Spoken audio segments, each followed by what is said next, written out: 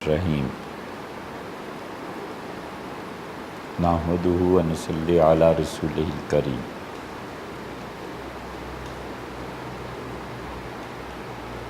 دنیا میں اللہ تعالیٰ کا ایک نظام یہ بھی ہے کہ دشمن سے جب لڑائی ہوتی ہے اور دشمن یہ محسوس کرے کہ وہ اس مورچے پہ شکست کھا رہا ہے تو دوسرا مورچہ کھول لیتا ہے۔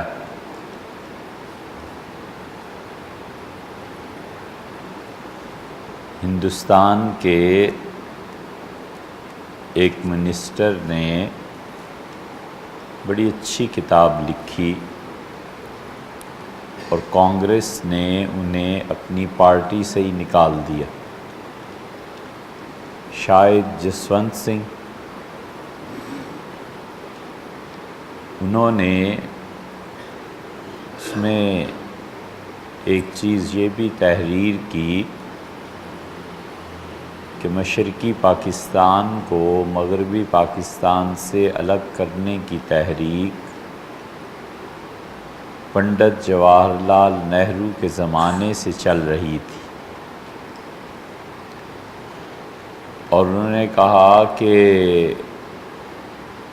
مغرب اور مشرق دونوں طرف پاکستان ہے، اور اگر کبھی جنگ ہوگی تو ہمیں یہ سینڈوچ بنا لیں گے اور دونوں طرف سے حملے کریں گے تو کدھر قابو پائیں گے؟ تو ایک طرف کو محفوظ کرنا چاہیے۔ تو دشمن یہ کرتا ہے کہ اگر ایک محاذ پر بوجھ پڑ رہا ہے تو دوسرے محاذ کو کھول دے۔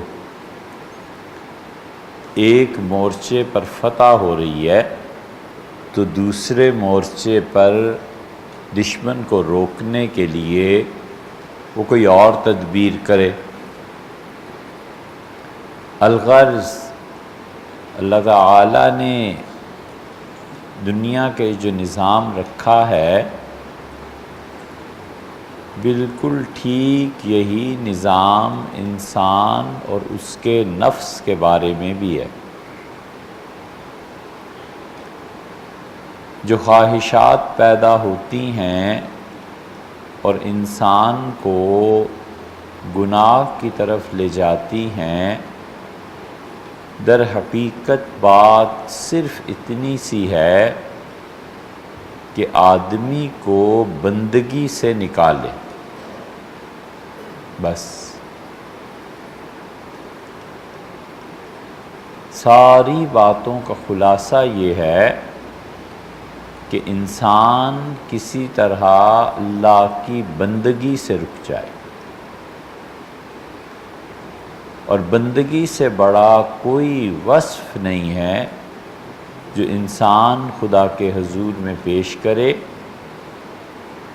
اور نفس انسانی یہ چاہتا ہے کہ کسی بھی طرح کسی بھی قیمت پہ اللہ کے ساتھ بندگی کا جو تعلق ہے وہ منقطع ہو جائے۔